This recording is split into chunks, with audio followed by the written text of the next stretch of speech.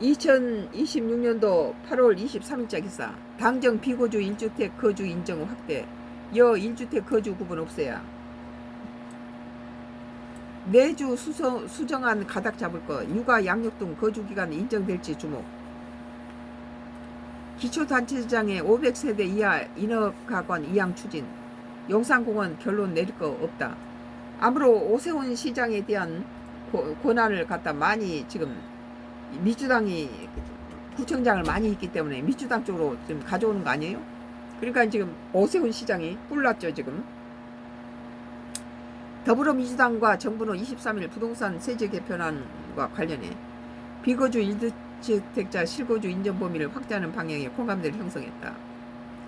민주당 박성준 수석대변인은 이날 국회에서 고위 당정협의회 결과 브리핑을 통해 불가피한 사유로 비거주 하시는 분에 대한 거주 인정 확대 등을 다양하게 제기되는 의견에 대해 당정의 공감대가 형성됐다고 밝혔다. 종합부동산세, 종부세 개편과 관련해 민주당은 1주택에 대해 거주, 비거주 구분을 두지 않기로 강하게 요청했다고 전했다.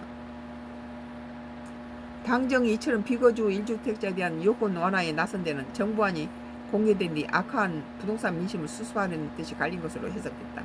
아, 민주당 안 찍죠. 최근 정부가 발표한 부동산 세제 개편안은 초고가 비거주 주택을 겨냥한 것으로 전반적인 세제 구조를 실거주자 중심으로 전환한 것이 골자다. 뭐 실거주하면 어떻고 나무 세사하면 어때요? 양도세 장기 보유 특별 공제는 장기 거주 소득 공제로 개편해 실거주 여부에 따라 소득 공제 혜택이 달라지도록 설계됐다. 정부는 1주택자가 1년 이상 계속 거주하다가 고등, 대학교 취학, 직장 변경 전 점검, 질병, 해외 체류, 부모 복양 등 사유로 다른 시군에 거주할 경우 최장 3년까지는 거주기간을 인정하도록 예외 조항을 줬지만 이를 더 폭넓게 인정해야 한다는 지적이 계속 제기됐다.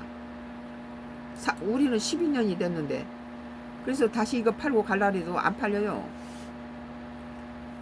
당정이 이를 보완하기로 뜻을 모으면서 육아나 양육 가족 돌봄을 위해 다른 곳에 거주하는 경우 등도 실거주 인정 사유에 포함될 수 있을 것이라는 관측이 나온다. 박수석 대변인은 브리핑 후 기자들과 만나 당에서 1주택자에 대해서는 거주 비거주 구분 없이 하겠다는 부분을 강하게 요청했다. 거기에 방점을 맞추면 앞으로 노는 흐름에 대략 예측 가능하지 않겠냐고 설명했다. 정부는 종부세 기본공제 한도 역시 실거주 1주택은 기존 12억 원에서 14억으로 확대하는데 비거주는 1주택 공제 한도를 9억으로 축소했다는 거예요. 이것이 문제죠.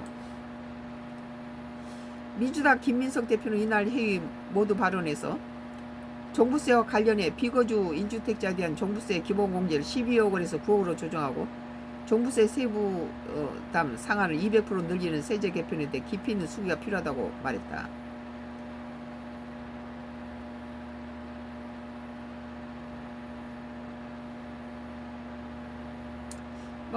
연합뉴스 당정 비거주 1주택 거주 인정 확대.